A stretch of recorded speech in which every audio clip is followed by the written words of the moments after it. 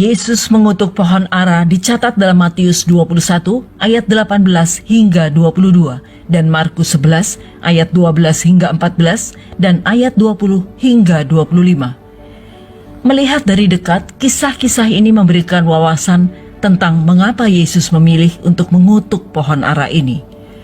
Dalam kedua kisah jelas bahwa waktu kutukan ini sangat relevan.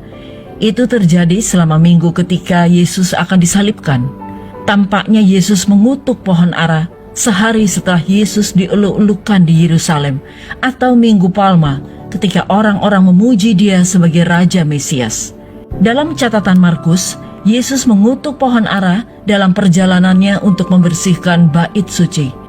Keesokan harinya, Yesus dan para murid melewati pohon ara dan melihat bahwa pohon itu telah layu dalam semalam. Suatu kontras yang mengejutkan. Relevansi kutukan pohon ara erat kaitannya dengan peristiwa lain yang terjadi pada waktu itu. Yesus telah tiba di Yerusalem pada saat Paskah. Dia akan diterima sebagai raja dan para pengikutnya akan menghasilkan banyak buah. Namun Yesus tahu dia akan segera ditolak oleh umatnya sendiri. Markus mencatat bahwa bukan musim buah ara, tetapi pohon itu berdaun, sebuah tanda bahwa buah ara seharusnya ada di atasnya. Orang-orang tampaknya menerima Yesus dan para pemimpin agama mengaku mengikuti Tuhan. Namun mereka gagal menghasilkan buah dan sebaliknya Yesus disalibkan. Banyak yang melihat kutukan Yesus terhadap pohon ara dan pembersihan bait suci sebagai simbol dari kecaman Allah atas Israel sebagai suatu bangsa, dan dalam banyak hal ia mencela mereka yang mengaku sebagai nabi tetapi tidak benar-benar mengikutinya, seperti dalam Matius 7 ayat 15 hingga 23. Terkait dengan bangsa Israel, beberapa memahami ini sebagai kutukan Mesias yang akan dihukum mati, sementara yang lain melihat kutukan ini terkait dengan kehancuran Israel yang akan segera terjadi sebagai sebuah bangsa pada tahun 70 Masehi. Konsep hidup yang berbuah sebagai umat Tuhan relevan bagi manusia saat ini. Tidaklah cukup menjadi religius, sebaliknya kita dipanggil untuk memiliki hubungan dengan Allah melalui Yesus Kristus. Yohanes 1 ayat 12 dan juga 3 ayat 16, Kisah Para Rasul 4 ayat 12 dan Efesus 2 ayat 8 hingga 10.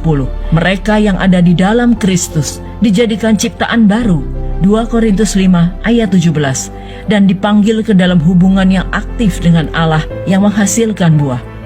Pengikut Yesus diharapkan untuk menjalani kehidupan iman yang diungkapkan melalui kehidupan yang saleh. Yakobus, saudara tiri Yesus, mengungkapkan gagasan ini dengan berkata, "Apakah gunanya saudara-saudaraku jika seorang mengatakan bahwa ia mempunyai iman, padahal ia tidak mempunyai perbuatan? Dapatkah iman itu menyelamatkan dia? Jika seorang saudara atau saudari tidak mempunyai pakaian dan kekurangan makanan sehari-hari, dan seorang dari antara kamu berkata, 'Selamat jalan, kenakanlah kain panas dan makanlah sampai kenyang,' tetapi ia tidak memberikan kepadanya apa yang perlu bagi tubuhnya, apakah gunanya itu? Demikian juga halnya dengan iman. Jika iman itu tidak disertai perbuatan, maka iman itu pada hakikatnya adalah mati." Yakobus 2 ayat 14 hingga 17. Yohanes 15 juga berfokus pada konsep hidup sebagai pengikut Tuhan yang berbuah.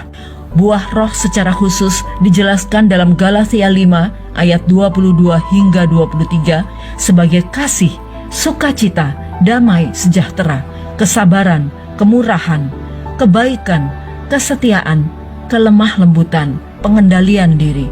Pengutukan pohon ara berarti penghakiman Allah atas mereka yang tidak berbuah bagi Tuhan.